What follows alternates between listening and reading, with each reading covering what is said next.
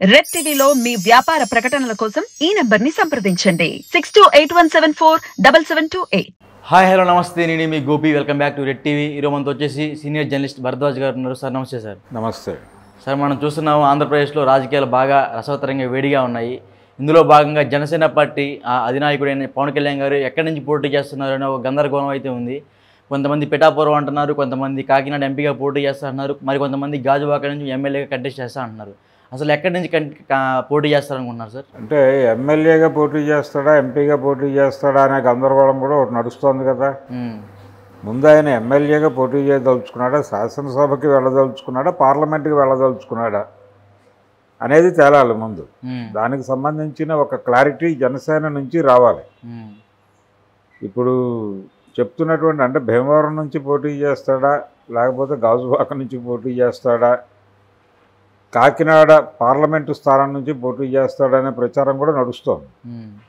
ఈ కాకినాడ స్థానం నుంచి అంటే పార్లమెంటు స్థానం నుంచి పోటీ చేస్తాడు అనే దాని వెనకాల స్టోరీ ఏంటంటే, ఎలాగూ జనసేన ఎన్డీఏలో భాగస్వామిగా ఉంది కాబట్టి ఈయన పార్లమెంటు సభ్యుడిగా గెలిచి కేంద్రంలో మంత్రి పదవి తీసుకుంటాడు అనేది. అంటే గతంలో కాంగ్రెస్ పార్టీలో ప్రజారాజ్యం పార్టీని విలీనం చేశాడు ఆయన, చిరంజీవి గారు.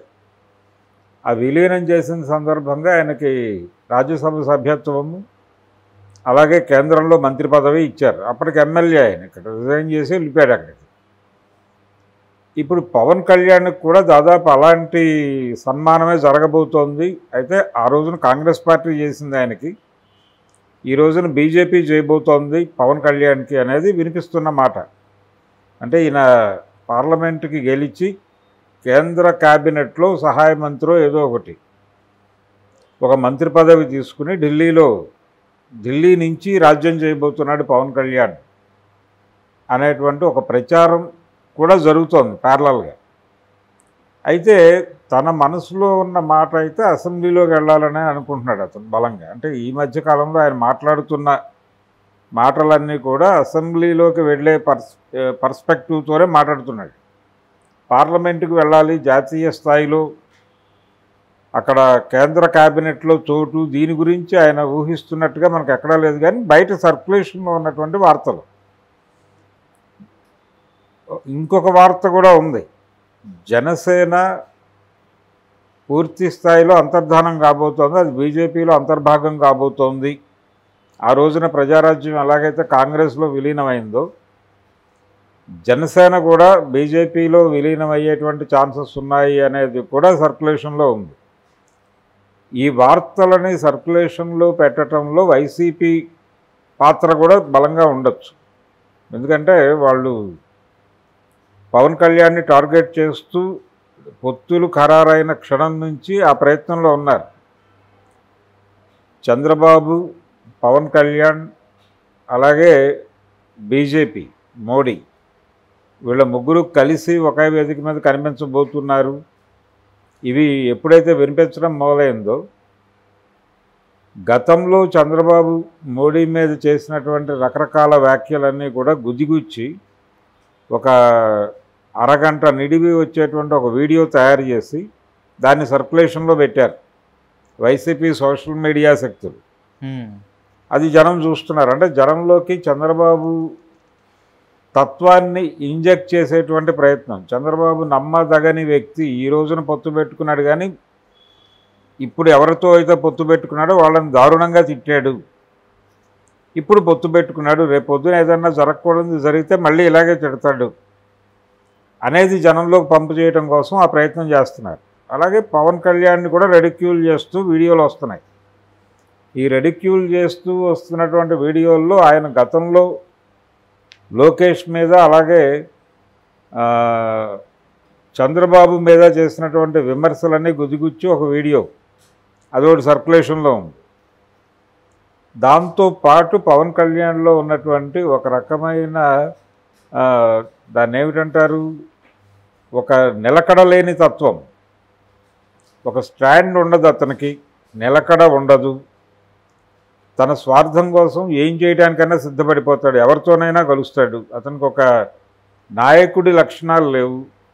ఇప్పుడు కాపు సామాజిక వర్గానికి ఆయన నాయకుడు అనుకుంటున్నారు. ఆయన దాన్ని నడిపించేటువంటి సమర్థత లేదు అతనికి అనేది బలంగా ఎస్టాబ్లిష్ చేసే ప్రయత్నం చేస్తున్నారు.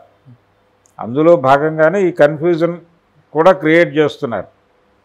అతను ఇంకా ఎక్కువ కాలం ఈ పార్టీని నడిపే పరిస్థితుల్లో లేడు, దీన్ని షట్ డౌన్ చేసి బీజేపీలో విలీనం చేసి ఢిల్లీకి వెళ్ళిపోతాడు, మంత్రి పదవి ఒక టర్మ్ చేసేస్తాడు, ఆ తర్వాత సెటిల్మెంట్ అయిపోతుంది, వెళ్ళిపోతాడు. తర్వాత కావాలంటే సినిమాలు చేసుకుంటాడు. సినిమా ఎలాగూ ప్యారలల్గా ఉంది ఆయనకి.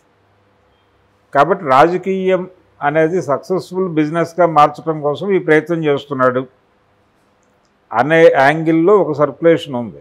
అందుకని ఆయన ముందు పార్లమెంట్కి వెళ్తాడా లేకపోతే అసెంబ్లీకి వెళ్తాడా, ఏం చేస్తాడు, ఇవన్నీ ఊహాగానాలే. ఇదమిత్తంగా ఆయన నోట్లోంచి ఒక మాట బయటకు రావాలి.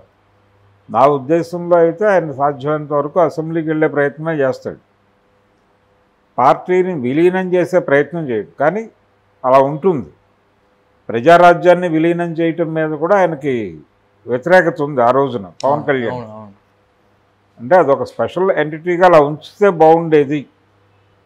మనం సీరియస్గా సక్సెస్ కాగలిగామా లేదా అన్నది వేరే గొడవ, కానీ విలీనం చేయటం ద్వారా చాలా నష్టపోయాం అనేది ఆయన ఫీలింగ్. అందుకని ఆ పొరపాటు చేయడు. ఈ విలీనము ఇదంతా వైఎస్ఆర్సీపీ చేస్తున్న ప్రచారం తప్ప పవన్ కళ్యాణ్ జనసేన పార్టీని అలా ఉంచుకుంటాడు. అది ఎన్డీఏతో కొనసాగుతుంది. ఆయన కూడా చంద్రబాబు నాయుడు స్థాయి స్ట్రాటజిస్టే, తక్కువవాడేం కాదు. నిజానికి ఆ రోజున చంద్రబాబుని తిడుతూ మాట్లాడినది కూడా చంద్రబాబు వ్యూహంలో భాగంగానే జరిగింది అనేటువంటి కథనాలు కూడా ఉన్నాయి. అంటే ప్రభుత్వ వ్యతిరేక ఓటుని ఏదో మేరకు చీల్చే ప్రయత్నంలో భాగంగానే పవన్ కళ్యాణ్ బయటికి వెళ్ళి చంద్రబాబు మీద దాడి చేసి ఒక విలన్గా క్రియేట్ అయ్యాడు. ఆ క్రియేట్ చేసింది చంద్రబాబు, దానికి కూడా ప్యాకేజీ ముట్టింది అనే అభిప్రాయం చాలామందిలో ఉంది. అది నిజం కూడా కావచ్చు. అది నిజం కాబట్టే ఈ రోజున అసలు అవి తను మాట్లాడిన విషయాలు కూడా గుర్తులేనట్టుగా బిహేవ్ చేస్తున్నాడు ఆయన.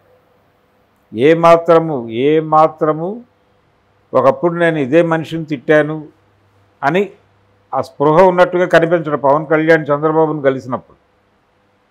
ఆయన కూడా ఈ మనిషి మనని దారుణంగా తిట్టాడు గత ఎన్నికల ముందు అన్న ఫీలింగ్తో కనిపించడు. చాలా ఆప్యాయంగా అన్యోన్యంగా కనిపిస్తారు ఇద్దరు.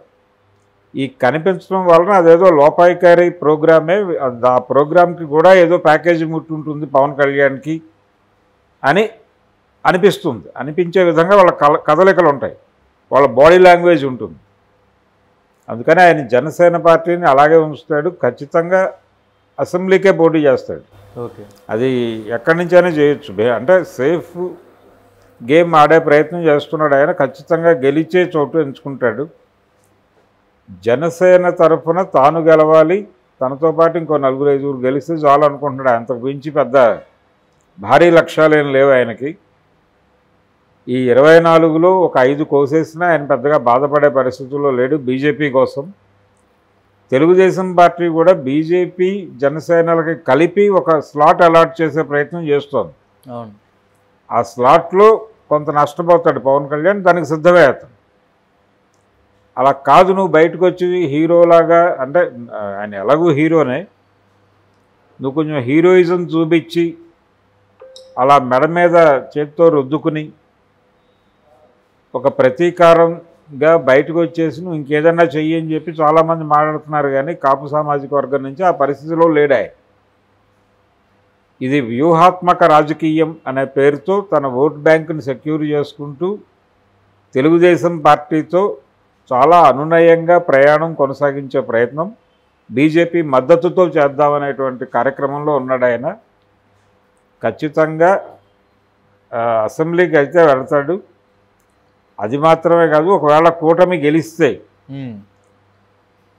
వైఎస్ జగన్మోహన్ రెడ్డి గారు 4-5 ఉప ముఖ్యమంత్రులుగా ప్రకటించినట్టు చంద్రబాబు గారు కూడా ఒక 3-4 ఉప ముఖ్యమంత్రుల్ని ప్రకటిస్తాడు అనే ప్రచారం ఉంది. కానీ 4 ప్రకటించకపోయినా కనీసం పవన్ కళ్యాణ్ ఉప ముఖ్యమంత్రిని చేస్తాడు చాలు. ఉప ముఖ్యమంత్రిగా ఒక కీలక బాధ్యతల్లో పవన్ కళ్యాణ్ ఎమర్జ్ అవుతాడు అంతే. జనసేన పార్టీ అలాగే ఉంటుంది. ఆయన పార్లమెంట్కి వెళ్ళే పరిస్థితి ఉండదు. ఆయన డెఫినెట్గా అసెంబ్లీకి మాత్రమే వెడతాడు. Okay sir, thank you sir. Thank you.